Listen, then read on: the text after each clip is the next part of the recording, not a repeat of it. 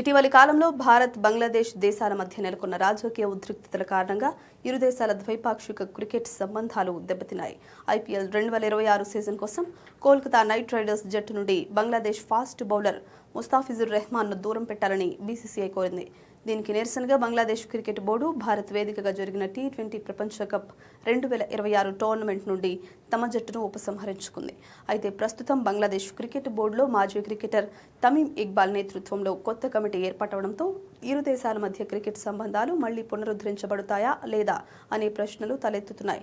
గత ఏడాది బంగ్లాదేశ్లో నెలకొన్న రాజకీయ అశాంతి మరియు అల్లర్ల కారణంగా భారత క్రికెట్ జట్టు తన బంగ్లాదేశ్ పరిమిత ఓవర్ల పర్యటనను వాయిదా వేసుకుంది. అయితే ప్రస్తుతం అక్కడ ప్రజాస్వామ్యబద్ధంగా ఎన్నికైన ప్రభుత్వం అధికారంలోకి వచ్చింది. ఈ నేపథ్యంలో బంగ్లాదేశ్తో క్రికెట్ సంబంధాలపై బీసీసీఐ వైఖరి మారుతుందా అని ప్రశ్నించగా బీసీసీఐ కార్యదర్శి దేవజిత్ సైకియా స్పందించారు.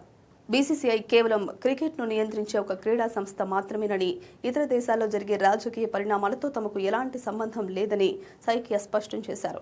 ఐఐటి జేఈఈ చరిత్రలో 3 సార్లు ఆల్ ఇండియా ఫస్ట్ ర్యాంకులు సాధించిన విశ్వభారతి పూర్వ విద్యార్థుల మరో సంచలనం. నేటి ఐఐటి అడ్వాన్స్ లో ఆల్ ఇండియా టాప్ ర్యాంకులతో మరోసారి రికార్డు సృష్టించిన విశ్వభారతి పూర్వ విద్యార్థులు.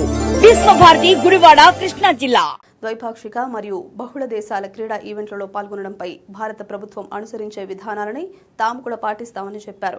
ఫుట్బాల్, అథ్లెటిక్స్ వంటి ఇతర క్రీడా సమాఖ్యలలాగే బీసీసీఐ కూడా కేంద్ర ప్రభుత్వం నిర్దేశించే నిబంధనలు, విధానాలకు కట్టుబడి ఉంటుందని వివరించారు. బంగ్లాదేశ్లో ఏ పార్టీ అధికారంలో ఉంది అనేది తమకు అనవసరమని సైకియా స్పష్టం చేశారు. అక్కడ ప్రజాస్వామ్య ప్రభుత్వం ఉందా లేదా నియంతృత్వ పాలన సాగుతోందా అనే విషయాలతో క్రికెట్ బోర్డుకు ఎలాంటి సంబంధం లేదని అన్నారు.